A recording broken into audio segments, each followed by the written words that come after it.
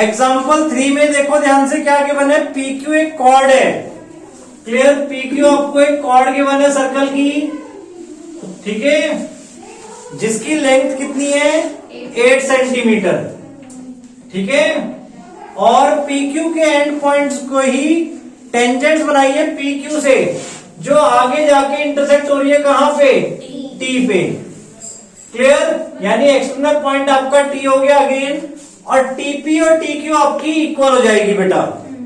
Clear, और further P और Q को हमने सेंटर से ज्वाइन कर दिया है। क्लियर, सेंटर रेडियस हमें बता दिया है 5 सेंटीमीटर है बेटा। क्लियर, ये टेंजेंट है, ध्यान रखना, मतलब थोड़ा सा इस वे में। क्लियर, नाउ अब हमें पूछा है क्वेश्चन में कि find the length TP, TP की लेंथ हमें फाइंड करनी है। क्लियर, तो या तो हमें TO पता हो जाए, देखो तो यहां पर हम 90 डिग्री करके कर सकते हैं। क्लियर, नाउ अगर नहीं होती है तो उस बेसिस पर अब ध्यान से देखो कैसे करेंगे। हमने सपोज OT को ज्वाइन कर दिया, क्लियर, और इस पॉइंट को हमने M कह दिया बेटा, जहां पर PQ इंटरसेक्ट हो रही है TO से। सो कंस्ट्रक्शन क्या हो गई हमारी यहाँ पे, join OT and take point M where PQ intersects TO या TO इंटरसेक्ट्स PQ। ठीक है, एक ही बात है, वो दोनों एक दूसरे को जहां इंटरसेक्ट कर रही हैं। क्लियर हो गया यहां तक? नाउ अब ध्यान से देखो सॉल्यूशन, क्योंकि प्रूफ तो हमें यहां पे नहीं करना है, कुछ भी सॉल्व करना है TP की लेंथ। क्लियर, तो हमने यहां पे क्या किया, पहले तो ये देखो हमने क्या पढ़ा हुआ है थ्योरम 2 के अकॉर्डिंग, कि आपकी जो एक्सटर्नल पॉइंट को सर्कल को लाइन ज्वाइन करती है, वो एक्सटर्नल वाले एंगल को भी डिवाइड करती है, हाफ हाफ में बाइसेक्ट करती है, और सेंटर पे जो एंगल फॉर्म हो रहा होता है वो भी इक्वल होता है। ये कौन सा थ्योरम है? सेकेंड थ्योरम के बेसिस पे ही। सेकेंड थ्योरम में हमने OPT ट्राइंगल और OQT ट्राइंगल कॉन्ग्रुएंट किया था। उसके बाद एट द लास्ट हमने बताया था कि एंगल हो यहां पे बाइसेक्ट होगा लाइन TO से। क्लियर, तो वही चीज हम यहाँ यूज करके पहले हम यहाँ पे क्या दिखा रहे हैं, एंगल M को 90 डिग्री प्रूफ करेंगे।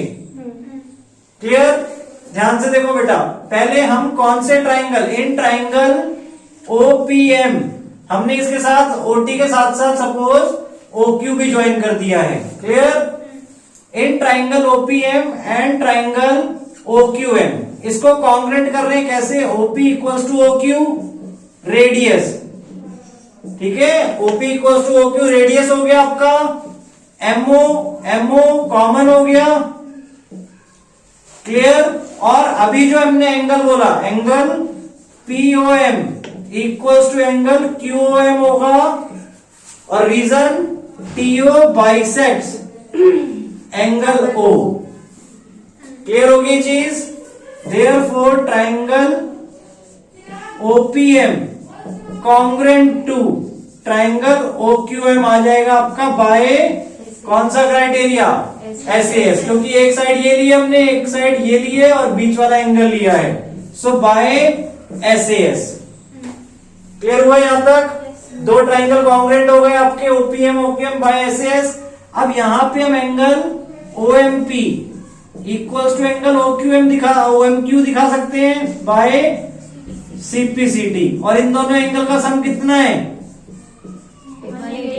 180 degree. Reason linear pair. Clear, so twice angle OMP equals to 180 degree, so angle OMP equals to 90 degree. Clear, यानी एंगल M आपका 90 डिग्री हो गया, और साथ में हम क्या दिखा सकते हैं CPCT से ही कि PM इक्वल्स टू QM, ये भी हम बोल सकते हैं बाय CPCT। क्लियर, PM की लेंथ हमें पता नहीं है, ठीक है, बट PM की PQ हमें पूरा पता है, वहां से हम MO की लेंथ निकालेंगे। अब PM हमारी कितनी हो जाएगी, PM अब हमारी हो जाएगी हाफ ऑफ PQ। क्लियर, और PQ हमें गिवन थी स्टार्टिंग में 8 centimetre, so PM equals to half of 8 यानी कि 4 सेंटीमीटर। यहां तक क्लियर हुआ बेटा सबको? और हमने इवन ये भी प्रूफ कर दिया कि पीएमओ हमारा राइट एंगल ट्राइंगल है। क्लियर? क्योंकि एंगल एम 90 डिग्री है, पीएम हमारे पास 4 आ गया और ये 5 है। अब हम राइट एंगल ट्राइंगल यानी इन ट्राइंगल पीएमओ में एंगल एम हमारा 90 डिग्री है। क्लियर? वहां पे हम एमओ निकालेंगे। अब कैसे? By using Pythagoras theorem.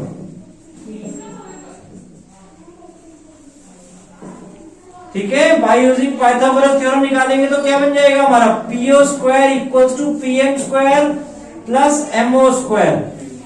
PO कितना है? 5 का स्क्वायर इक्वल्स टू पीएम कितना? 4 का स्क्वायर हो गया plus MO square. So 25 minus 16 equals to MO square. So MO equals to आपका आ जाएगा 9 का रूट दैट इज 3 सेंटीमीटर। यहां तक क्लियर हुआ बेटा सबको? एमओ हमारा 3 सेंटीमीटर आ गया। हमें निकालनी कौन सी साइड है फाइनली? पीटी।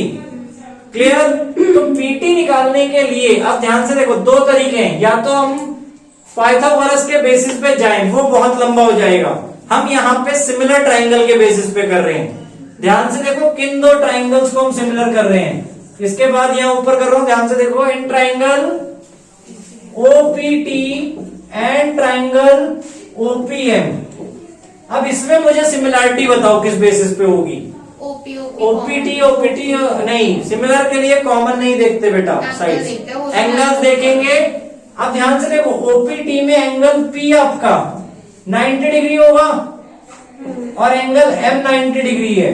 क्लियर? इसको चाहे आप नीचे पहले स्ट्रेट कर दो, angle OPT equals to 90 degree. Reason आपका tangent is perpendicular to the radius. Clear? Tangent और रेडियस के बीच में एंगल बन रहा है तो वो 90 डिग्री हो गया। एंगल एम हम 90 डिग्री प्रूव कर चुके हैं। दोनों ट्राइंगल में angle O common, angle O पूरा नाम लिखेंगे POT equals to angle MOP. और रीजन क्या हो गया आपका? कॉमन। एंगल कॉमन ले सकते बेटा, साइड नहीं ले सकते। वो ओपी बोल रहे थे ना आप। साइड कॉमन देखो, सिमिलर ट्राइंगल में क्या होता है? साइड प्रोपोर्शन में होती है। अगर आप साइड कॉमन ले लोगे इक्वल में तो फिर तो ट्राइंगल आपको कॉन्ग्रुएंट करने पड़ेंगे। आया समझ में? क्लियर? और ये ट्राइंगल कॉन्ग्रुएंट हो ही नहीं सकते। देखो ओपीटी और ओपीएम दोनों का साइज वैसे अलग लग रहा है, आपको कॉन्ग्रुएंट के लिए कैसे जा सकते हो फिर? क्लियर? तो ये दो एंगल्स के बेसिस पे हमने triangle OPT similar to triangle. अब नाम ध्यान से बताओ क्या बनेगा? देखो ओ के इक्वल तो ओ हो गया, पी के इक्वल एम है, सो ओ एम पी बनेगा बाय ए सिमिलैरिटी। यहां तक क्लियर हुआ बेटा सबको? क्लियर? नाउ अब इसके बेसिस पे हम इनकी साइड्स को कोरस्पॉन्डिंग लेंगे प्रोपोर्शन में। सो क्या बना सकते हैं? देखो OP upon OM equals to PT upon MP equals to OT upon OP. अब ध्यान से देखो कौन सी साइड हमें पता है और कौन सी फाइंड आउट करनी है। ओपी पता है हमें? यस पता है। ओएम पता है? ओएम अभी हमने निकाली है 3 सेंटीमीटर। ओएम पता है। पीटी निकालनी है क्वेश्चन में। एमपी यानी कि पीएम पता है हमें, तो हम पहली ये रेशो ही यूज कर लेंगे पीटी फाइंड करने के लिए। ओपी की वैल्यू 5, ओएम की वैल्यू 3, पीटी निकालना है और एमपी की वैल्यू 4। सो क्रॉस मल्टीप्लाई किया, 5 4 20/3 इक्वल्स टू पीटी। ये आपका आंसर हो गया। क्लियर?